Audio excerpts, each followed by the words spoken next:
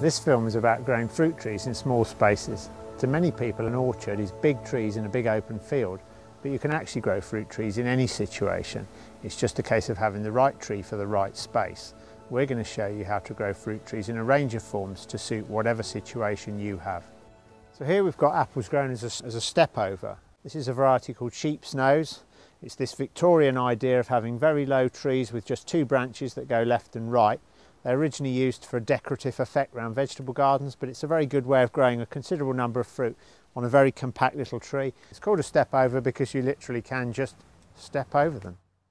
In the winter, we get a much clearer idea of the form of these trained fruit trees. So this step over has the two main branches going left and right, and then the vertical growth which has been cut back over the years to form these spurs which the fruit is borne on. So it really is a fruit tree for a small space. So here we've got some nice pears grown as cordons and then an espalier.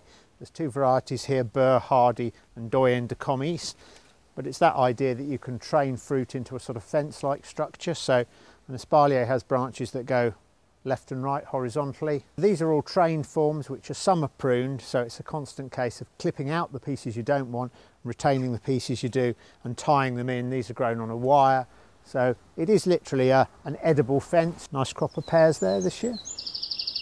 Even if you have no open ground at all and have only perhaps got a small garden with a patio, you can happily grow a small tree in half a tub or a large pot.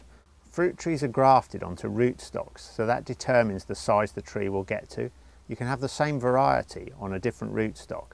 A small tree will be grafted onto a dwarfing rootstock, which means it won't get very large. Or you can have the same variety grafted onto a standard rootstock, which will grow into a big old-fashioned tree, the sort of thing you could sit in the shade of one day. So depending on the space you want to fill, you need to check that you've got the right tree on the right rootstock. Here we've got an example of the right tree in the right place. This is a semi-dwarfing tree. It's May Queen, an old Worcester variety, and it's in the middle of the vegetable garden. This tree is 16 years old, so it's easy to pick, easy to prune, and with the right pruning regime, it need never be any bigger than this. If we'd put a big, tall, standard tree in here, we'd create all sorts of problems. So this is an example of the right tree in the right place. So do your research and get the right tree from the beginning. At the end of this raised bed, we've got a real example of a small tree for a small space. This is a cooking apple called Golden Noble, and it's just tucked on the end of this raised bed where it's made a very small tree, which is very productive.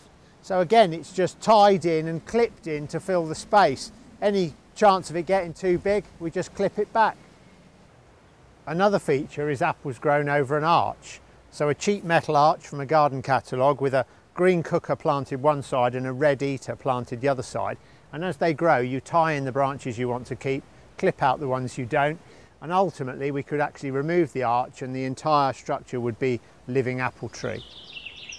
Another approach to growing trees in small spaces is to use a technique called cordons.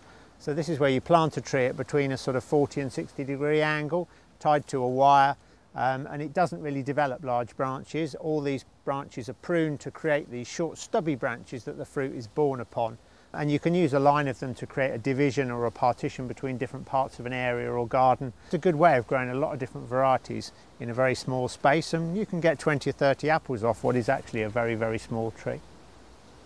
In the winter, we can clearly see the angle on the cordon of the main trunk, and then all this side growth that's been pruned back to form these really nice spurs, a bit of a sort of claw-like structure, and then the fruit buds on the end here where the apples will be born. So if every garden did have an apple tree, not only could we all eat our own fresh fruit, but it would be really good for wildlife as well.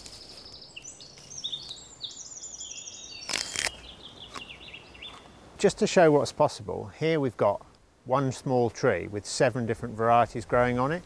It was originally this crab apple up here, which is Malus John Downey, and then over the years I've grafted onto it various eating apples. So we've got these Limelight, these green ones here, we've got some Kids Orange Red round the front, we've got the Spartans, the purple ones up the back, we've got the Russets on the end, and then we've got some Sandlin Duchess here in the middle, and up the back those big red ones are Scrumptious. So there are 6 eaters plus the original crab all growing on the same tree. So if you've only got a small garden, room for one tree, you can have more than one variety or multiple varieties on a single tree.